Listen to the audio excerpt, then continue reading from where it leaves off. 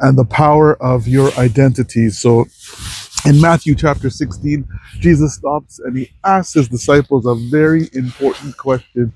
He says, "Who do men say that I am?" And that wasn't the most important question, but it was, it was leading up to the most important, one of the most important questions that can be asked. And so he said, "Some say you're John the Baptist, others say you're Elijah, others say you're the prophet."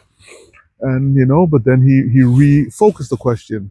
Then he asked, "Who do you say that I am?" And that is what's most important. It is your revelation of God, and you're seeking God and finding Him. Who do you say that He is? Do you say that He's,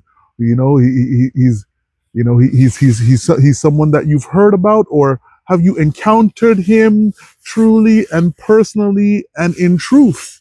And in truth, because your encounter with God will not, will not counteract the word of the living God and the testimony of, of those that have gone before, those that have gone before and encountered Him. Same God, and so he asked, who do you say that I am? And then Peter said, "You are the Christ, the Son of the living God."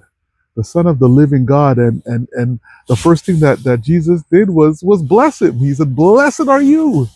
Blessed are you, Simon, son of Barjona, for flesh and blood did not reveal this to you." And so he was sharing that our encounter with God had to be real, it had to be personal, and he was sharing with Peter that Peter received that from God himself. He received that revelation from God Himself in seeking and in studying the Word and in prayer. That's what he said. He said, "You didn't get this off of Google. This is not what somebody told you. This is what you have encountered. You've encountered through the Word and the law, and then an actual personal experience. You've tasted and seen that He is good."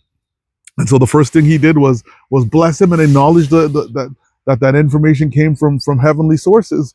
And then the next thing he did, and the next thing he said, "And you are Peter. You are Peter." So from calling him Simon, son of Barjona, to moving on and now calling him Peter. And so as we seek God, one of the there are powerful things that happen. We receive revelation, like Peter received. So we receive insight, we receive knowledge that doesn't just come from the earth. It's not coming from CNN, it's not coming from Fox News, it's not coming from BBC, it's not coming from whatever news you tune into. It is coming from the spirit realm. It is from the revelatory realm. And so we receive insight that we that we do not have access to on Google.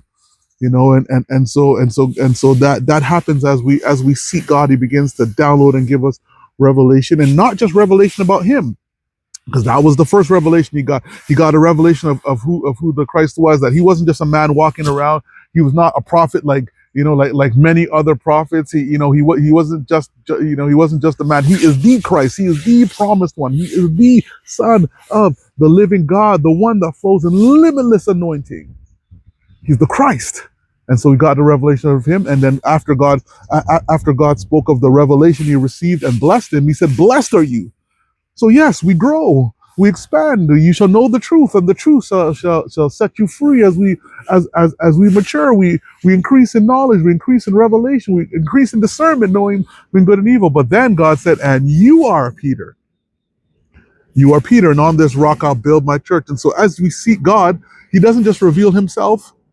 He reveals our destiny, who we are, who He designed us to be. We return to manufacturer and we receive manufacturer settings. We receive receive that warranty service. We receive OEM, original equipment manufacturing parts. We receive original parts, genuine parts. We receive the genuine plan and purpose that God has for our life. So as we come to Him, we receive revelation of who we are.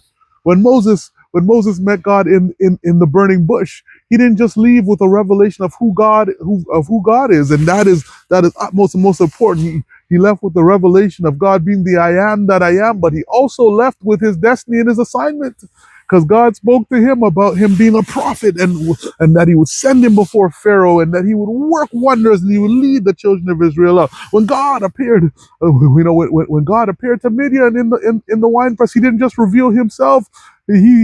He revealed who Gideon was. He says, "You, even though you're in here cowering, you are a mighty man of valor." You're a mighty man of valor. And so, as we seek God, He reveals our purpose, our destiny, and His plan for our lives. Our lives. And so, even as with anything that is made, usually the most trusted person to deal with the repairs and the purpose and how it's to function is the manufacturer themselves. And that's why there's no greater warranty than a manufacturer's warranty. And it's not just a service center, somebody tinkering around with it and trying to figure it out, and eventually can figure it out, but the most trusted is the manufacturer. And so God is creator of all. He is the author of all, the authority of all. And so as we come to Him, He reveals Himself to us, and He reveals who we are. You are the Christ, the Son of the living God.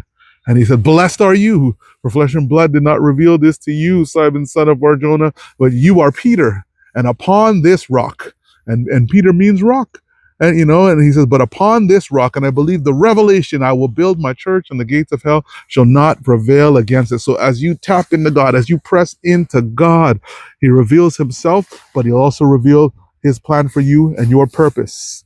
As the manufacturer, God knows best. God bless you. I love you. See you again.